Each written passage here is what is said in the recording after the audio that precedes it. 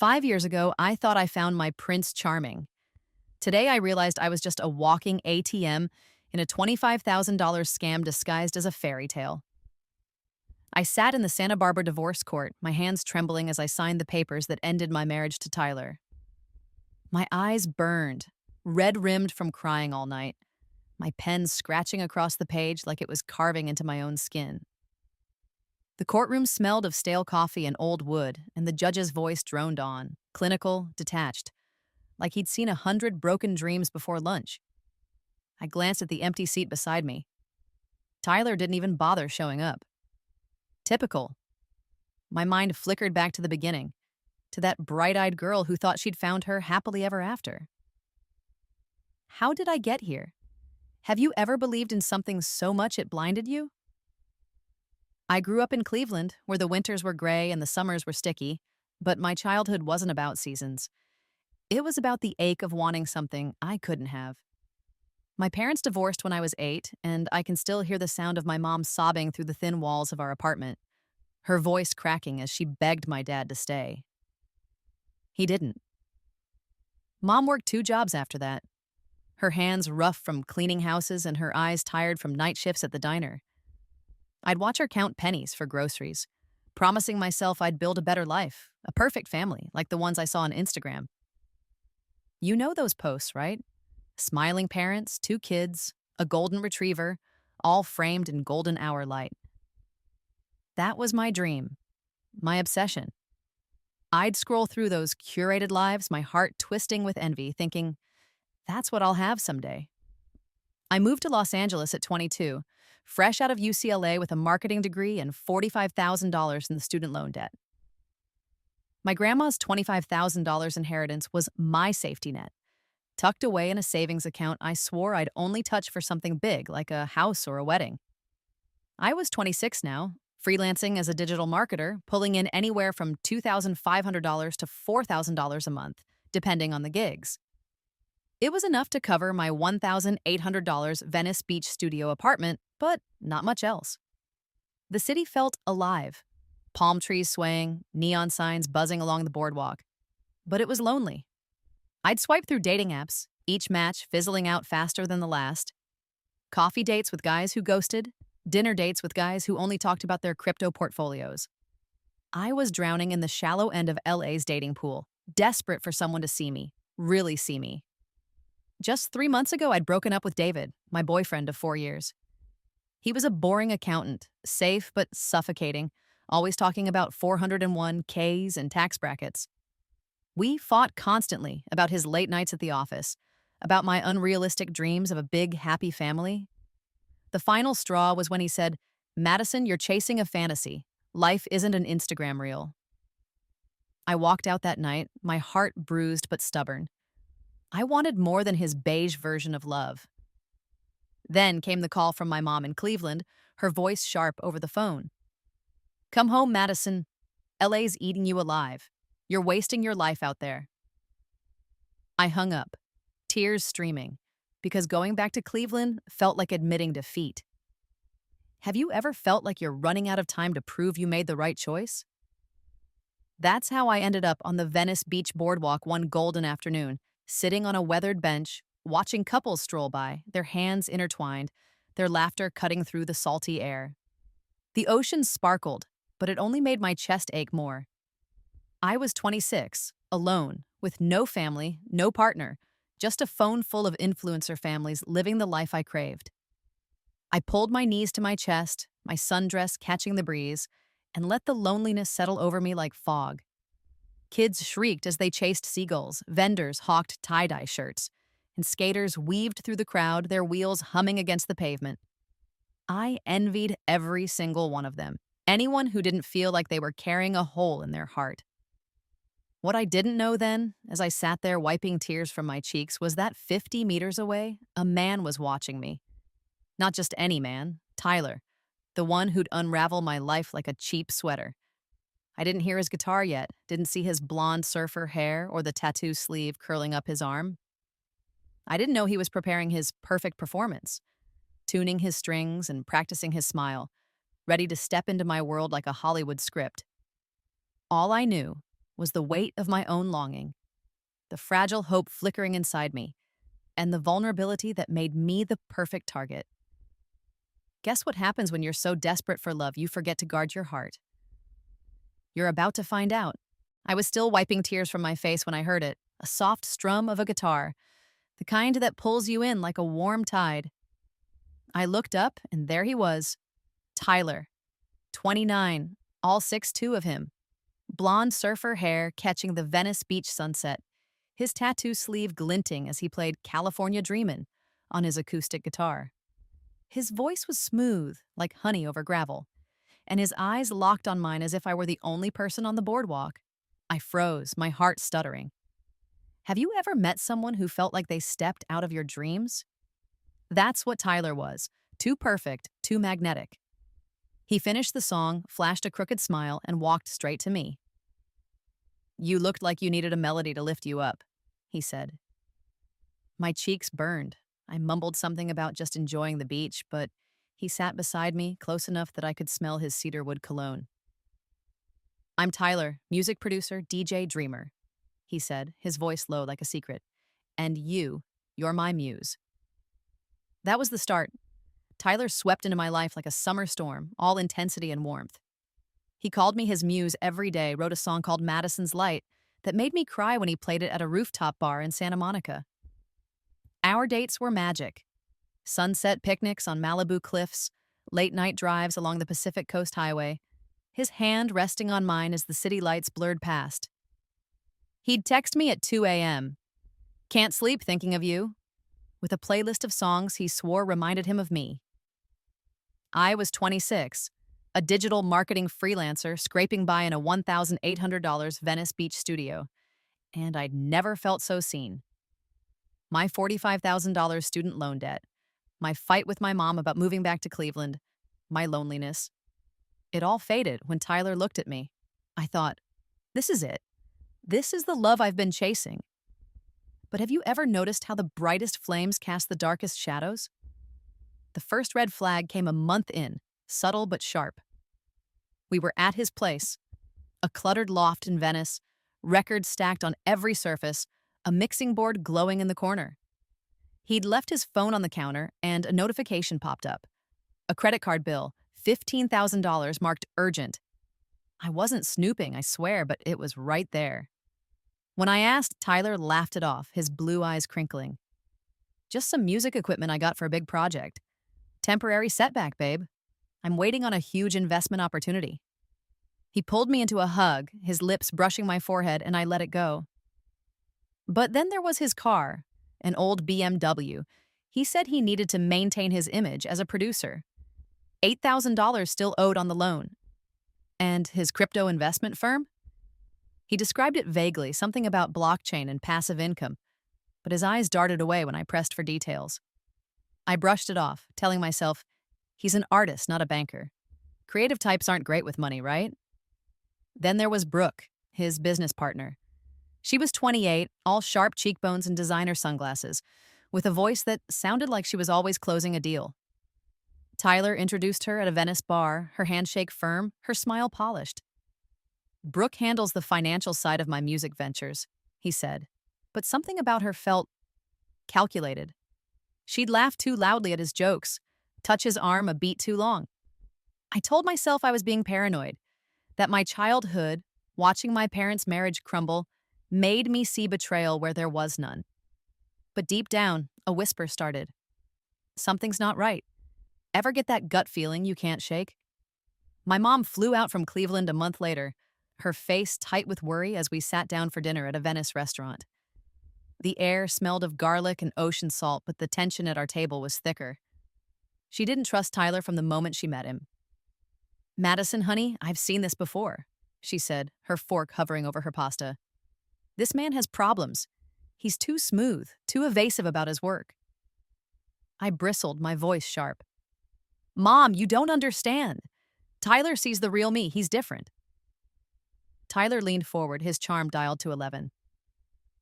"Mrs. Johnson, I know I'm not perfect, but I love your daughter more than anything." His hand squeezed mine under the table, and I felt my resolve harden. I wasn't going back to Cleveland. I wasn't giving up on this. Mom left the next day, her hug stiff, her words heavy. Don't lose yourself in this, Madison. I didn't listen. Have you ever ignored a warning because you wanted to believe in something so badly? Then came the moment that changed everything. I was in my tiny bathroom, the fluorescent light buzzing, my hands shaking as I held a pregnancy test. Two pink lines stared back at me and my heart pounded like a drum. I was 7 weeks pregnant. I told Tyler that night, my voice trembling. Expecting what? Panic? Joy? He froze for a split second, his eyes going cold like a curtain dropping. Then he smiled, pulled me into a hug, and said, "We're gonna be a family, babe. This is perfect." But that flicker of coldness stuck with me, a splinter I couldn't pull out. We got married a week later at the Santa Barbara courthouse, just two witnesses, a friend of Tyler's and a random clerk. I wore a white sundress, my heart swelling despite the simplicity. I called my mom to tell her, but her voice was ice. "You're making a mistake, Madison. I can't watch this." She hung up, and I cried for an hour, choosing Tyler over her. Why do we sometimes pick the people who hurt us most? Looking back, I see the cracks now. Tyler's vague answers about his crypto firm, Brooke's two familiar smiles, the way my mom's warnings echoed my own buried doubts. But back then, I was too caught up in the fairy tale. Tyler's song for me played on repeat in my head, his promises wrapping around me like a warm blanket. I was naive, pregnant, and in love, blind to the storm brewing just out of sight. Guess what happens when you build your world on a paper sun? It holds up fine, until the rain comes. I stood in our new one-bedroom apartment, the ocean breeze slipping through the open window, carrying the faint hum of Venice Beach below. At 7 months pregnant, my belly felt like a planet, heavy and round, but I was still riding the high of Tyler's promises. We'd just moved into this place, $2,800 a month for a view of the Pacific, a stretch for my freelance income, but Tyler insisted it was our fresh start. I'd transferred my entire $25,000 inheritance into a joint account, my heart swelling with trust. He'd been so attentive lately, bringing me chamomile tea at night, rubbing my swollen feet, calling me his everything. But have you ever felt a crack in your perfect moment? Like a glass about to shatter? That's what I felt when I saw his laptop open on the kitchen counter. It was a Tuesday afternoon, the kind of golden LA day that makes you forget your problems. Tyler had left for the studio with Brooke. Again. He'd been going there more often, staying late, his excuses vague. "Mixing tracks, babe, you know how it is." I wasn't snooping, I swear, but his laptop screen glowed, an email thread staring right at me. The subject line read, "Vegas plans." My stomach twisted. I clicked, my hands shaking, and there it was. An email from Brooke to Tyler, sent just hours ago. "Baby, can't wait for this Madison situation to wrap up. The money is almost ready for our Vegas expansion. She's so naive, it's almost too easy. Just a few more months and we're set." My breath caught. I scrolled, my heart pounding like a drum. There were photos attached, Tyler and Brooke at what he called his studio. But it wasn't a recording booth. It was a luxury apartment, all glass and chrome, with a poker table in the center, stacks of chips glinting under neon lights. Another email mentioned transfers, $8,000 from our joint account to some investment opportunity. I checked the bank app on my phone and my fingers clumsy. The balance glared back. $17,000 left of my inheritance. My vision blurred, tears burning. What was I looking at? I confronted him that night. He walked in at 10 p.m., smelling faintly of whiskey, his surfer hair messy like he'd been running his hands through it. I held up a printout of the bank statement, my voice shaking. "Tyler, what is this? These emails with Brooke, the money transfers." His face changed. First a flash of panic, then that smooth charm I'd fallen for. "Are you seriously going through my private stuff?" he snapped, his voice sharp like a blade. "This is exactly why I need space. You're becoming controlling and paranoid, Madison. It's the pregnancy hormones." I flinched, my hand resting on my belly. Hormones? Tyler, $8,000 is gone. And these emails, they're not business, they're personal. He stepped closer, his eyes softening, but it felt rehearsed. Babe, you're blowing this out of proportion. Brooke's handling some crypto deals, that's all. You don't trust me. He reached for my hand, but I pulled back. For the first time, I saw it. His charm was a mask, and it was slipping. He stormed out saying he needed space to think, leaving me alone in that overpriced apartment, 7 months pregnant, my world tilting. Have you ever realized the person you love might be a stranger? Tyler didn't come back for 2 weeks. I called, texted, left voicemails that went unanswered. I lay awake at night, my baby kicking inside me, my mind racing. Was I crazy? Was it really just hormones? I'd stare at the bank app, watching the balance dwindle. Another $2,000 gone, then $1,500 more. I called the bank, my voice cracking as I asked about their transfers. "They're authorized, ma'am," the teller said, and I felt like I'd been punched. Authorized by who? Tyler? Brooke? I was alone, my mom's warnings echoing in my head, but I couldn't call her. I'd burned that bridge when I chose him. The apartment felt like a cage, the ocean view mocking me with its beauty. I'd sit on the couch, rubbing my belly, whispering to my baby, "We'll be okay," even though I wasn't sure I believed it. Why do we cling to hope when the truth is screaming at us? Then came the night I went into labor 2 weeks early. It was 3 a.m., the pain ripping through me like fire. I called Tyler. Nothing. I texted, my hands shaking, the contractions coming faster. No response. I grabbed my hospital bag, called an Uber, and rode to the hospital alone, gripping the seat as the driver asked, "You okay, lady?" I wasn't okay. I was terrified. In the delivery room, the nurses were kind, but their pity stung. I pushed through the pain, my tears mixing with sweat, and at 7:14 a.m., Harper was born, 6 pounds, 2 ounces, with tiny fists and a cry that broke my heart open. She was perfect. I held her, sobbing, her warmth anchoring me to something real. Tyler showed up 2 days later, holding cheap gas station roses, his smile forced. "Sorry, babe, got caught up at the studio," he said, but his eyes were bloodshot, his shirt wrinkled. I wanted to scream, but I was too tired, too raw. Have you ever loved someone so much you let them hurt you again? The next month was hell. Postpartum hit me like a freight train. Sleepless nights, Harper's cries piercing the silence, my body aching from breastfeeding. Tyler was barely there, always at the studio with Brooke. I'd rock Harper at the 4 a.m., my eyes burning, while he stumbled in drunk, collapsing on the couch without a word. One night, I caught him in the hospital room. Harper was only 3 days old, whispering on the phone to Brooke. "Yeah, I'm handling it," he said, his voice low like he didn't want me to hear. I pretended to sleep, my heart racing, but the truth was sinking in. I checked the bank account again. $3,000 left.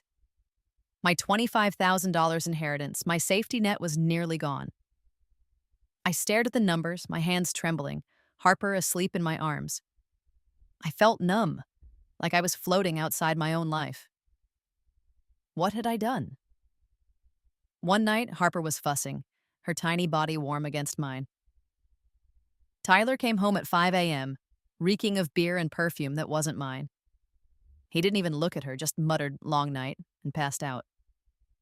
I sat there, rocking my daughter, the ocean roaring outside, and something shifted. The love I'd felt for Tyler was still there, but it was drowning in suspicion. I thought of my mom, alone in Cleveland, raising me while my dad walked away. I thought of the Instagram families I'd envied, their perfect lives a lie I'd bought into. I looked at Harper, her tiny chest rising and falling, and whispered, "I won't let you down." But deep down, I was terrified I already had. Guess what happens when you realize the fairy tale is a trap? You start looking for the exit. But sometimes, it's locked. Harper was 14 months old, her cheeks flushed with a 104 degrees Fahrenheit fever, her tiny body burning against mine. It was 6 p.m., and I'd been pacing our Venice apartment, the ocean view outside mocking me with its calm. Tyler wasn't answering his phone. 15 calls, no response. I rocked Harper, her whimpers cutting through me like glass, and checked her temperature again. The thermometer beeped, unyielding. I needed to get her to the ER, but I couldn't drive, not with my hands shaking and my heart racing. Tyler stumbled in at 1:30 a.m., reeking of whiskey and some floral perfume that wasn't mine. His eyes were glassy, his surfer hair a mess. "Babe, long studio session," he mumbled, swaying. I stared at him, Harper crying in my arms. "She's sick, Tyler. I've been calling you for hours." He shrugged, collapsing onto the sofa. "Chill, she'll be fine." My blood boiled. I called an Uber, bundled Harper up, and left him there, passed out, useless when his daughter needed him most. Have you ever looked at someone you loved and seen a stranger staring back? At the ER, the fluorescent lights buzzed, and Harper's cries echoed in the sterile room. The doctor said it was a viral infection, manageable but serious for a toddler. I sat by her cot, stroking her tiny hand, my mind spinning. Tyler hadn't even asked about her. I'd spent $22,000 of my inheritance on his lies. Our joint account was nearly drained, and I was alone, again, holding my sick daughter. The weight of it all pressed down, suffocating. I thought of my mom's warnings, the emails I'd found with Brooke, the $3,000 left in the bank. I'd been clinging to a fairy tale, but the pages were tearing. What do you do when your world is falling apart and you're too scared to let go? Then it happened. Tyler's phone, left on the counter when I got home, buzzed and fell to the floor. I picked it up, the screen lighting up with a text from Marcus, his best friend. The words hit me like bullets. "Bro, last night was insane. That high-stakes poker at Brooke's new penthouse, then the after-party with those Vegas investors. You owe me big for covering your ass with Madison about the studio session, haha. When you gonna tell her about the real business? That crypto front is genius." Each phrase burned into me. High-stakes poker, not music. Brooke's penthouse, not struggling. Vegas investors, not local gigs. Crypto front, everything was a lie. My hands shook as I scrolled up, finding more. Texts about the long con, her inheritance, and keeping her on the hook. I felt sick, the room spinning. Harper was asleep in her crib, the hospital bracelet still on her wrist, and I stood frozen, holding proof that my life was a scam. Ever feel like the ground just vanished beneath you? I waited until morning. Tyler woke up, groaning, still in last night's clothes. I stood in the kitchen, bank statements spread out on the counter, my voice steady despite the rage clawing at my chest. "Explain this," I said, holding up his phone, the text from Marcus glowing. "Explain the $22,000 gone from our account. Explain Brooke's penthouse, the poker, the crypto front." His face went pale, but then he laughed. Cold, cruel. Not the warm chuckle I'd fallen for. "You think I actually loved you?" Jesus, Madison, you're so fucking naive. His words hit like a slap. I needed capital for the real business, high-stakes poker and sports betting. Brooke found you first through Jessica, your UCLA friend. We researched you for months. Lonely girl with inheritance money, desperate for love. The pregnancy was just a bonus to keep you around longer while we drained your accounts. You were never the plan, you were just convenient. I froze, my heart shattering. Jessica, my best friend from college, the one who'd cried with me over coffee about my breakup with David, who'd told me I deserved someone who saw my light. She'd been part of it, feeding me to her sister and Tyler like a lamb to slaughter. My knees buckled, but I caught myself on the counter. The bank statement stared up at me. $22,000 gone, funneled into their gambling scheme. Tyler's eyes were empty, no trace of the man who'd called me his muse. "You got played, Madison," he said, grabbing his jacket. "Deal with it." He walked out, the door slamming, leaving me with Harper's soft breathing in the next room and a truth so horrific I could barely breathe. Have you ever realized the people you trusted most were the ones holding the knife? I sat on the floor, the bank statements scattered around me, my mind replaying every moment. Tyler's songs, Brooke's polished smiles, Jessica's hugs. It was all a script, and I'd been the mark. The pregnancy, the quick wedding, the joint account. They'd planned it all, exploiting my longing for a family, my $25,000 inheritance the prize. I looked at Harper's crib, her tiny form curled under a blanket, and the rage gave way to something colder, resolve. I wasn't just a victim, I was her mother. I had to fight, not for Tyler's lies, but for her future. But where do you even start when everything you believed in was a mirage? I stood in my new studio apartment, a $1 $400 a month shoebox in Venice, the kind of place where the walls were thin, but the rent was manageable. Harper, now 3, was coloring at a tiny table, her crayons scratching out a rainbow. The divorce was finalized 6 months ago, restraining order in place, child support ordered, but never paid by Tyler.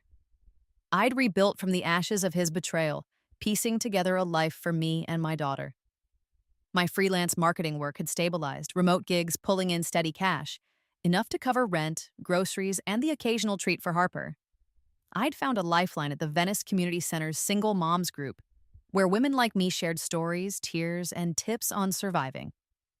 Sarah, a 45-year-old startup CEO, became my mentor, her sharp advice and warm laugh pulling me out of the darkness. She'd built a tech company from nothing, raised 2 kids alone, and showed me what resilience looked like. "You're stronger than you think, Madison," she'd say. And for the first time, I believed it. Have you ever found strength in the people who lift you up when you're at your lowest? Harper was starting to ask about her dad, her big eyes curious. "Where's Daddy?" she'd say. And I'd kneel down, brushing her curls, explaining in simple words that some people make bad choices, but we have each other. It hurt, knowing she'd grow up with that question, but I'd give her the love I'd craved as a kid. We'd go grocery shopping, my calculator app open, budgeting every dollar, but there was joy in it. Harper giggling as she picked out apples, me sneaking a cookie into the cart for her. The Instagram perfect family I'd once chased felt like a distant dream, replaced by something real. Me and Harper, building our own kind of happy. Ever notice how the simplest moments can feel like a victory? 3 years after Tyler's confession, I sat at a coffee shop, Harper napping in her stroller, and opened the LA Times on my phone. The headline stopped my heart. Venice Beach crypto scam couple arrested. Victims lost over $2 million. There they were, Tyler and Brooke, handcuffed in grainy photos. Tyler looked gaunt, his surfer hair thinning, his charm replaced by a hollow stare. Brooke's polished facade was gone, her eyes cold as ever. The article detailed their scheme, a fake crypto firm masking a high-stakes gambling ring, conning dozens of people, not just me. The kicker? Brooke had betrayed Tyler, siphoning off their profits and fleeing to Mexico with the cash. Tyler was left broke, homeless for 6 months, living on Venice streets before his arrest for fraud. I stared at the screen, a bitter smile creeping up. The manipulator got manipulated. Poetic justice, right? Guess what happens when you build your empire on lies? It crumbles, and the world watches.